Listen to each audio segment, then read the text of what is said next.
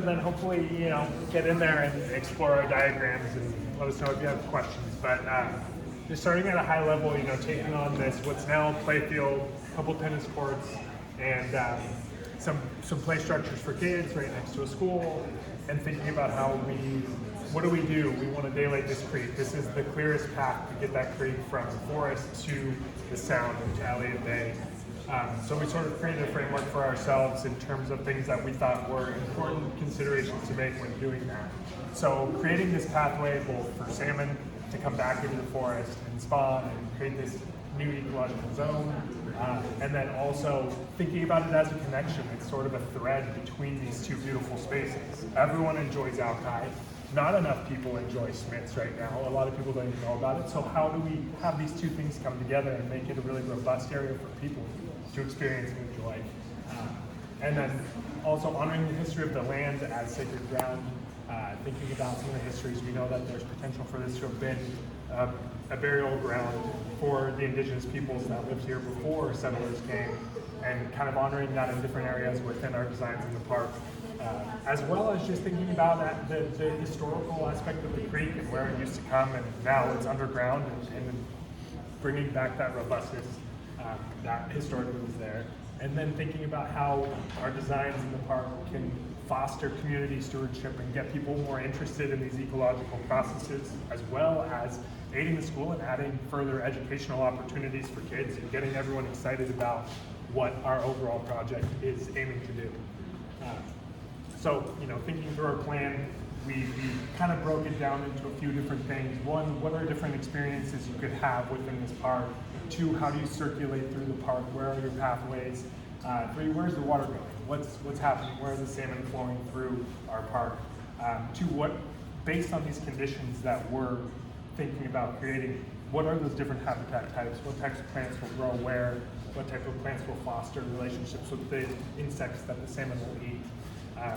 And where birds are going to come in, what kind of canopy do they need, and also what's the water level in the ground, and what does that do? So that all kind of came to be based on our topography. We had to think about how do we reshape this land so that a creek can fit through.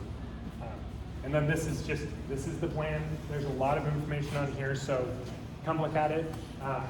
It's easy to read when you get up close, not so easy to read it when you're further away, so get in there and take a look at it. Pass it over to these guys to break down some of these. Yeah, I know Jack mentioned some of the increase in ecological diversity and just overall increase in habitat on the park. That was a big goal for us, and that meant having diverse conditions so that we can get all sorts of little habitats for different critters and creatures and our salmon coming through the creek, as well as for human use. So on our habitat types, we definitely want to consider that from the beach side of things, we're going to be dealing with some brackish water, meaning it's still salty. So we need to have some plants up towards that end of the park that can withstand that tidal flow with the salt coming in and out.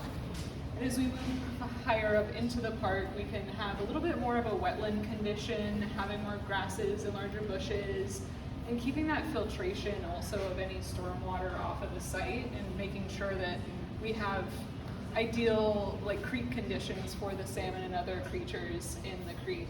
And as we move even further up, we know that as it is a park and wanting to carry through that value of the community being able to use the space, we definitely wanted to be able to have grassland, meadowscapes, so that folks can still have active play on site.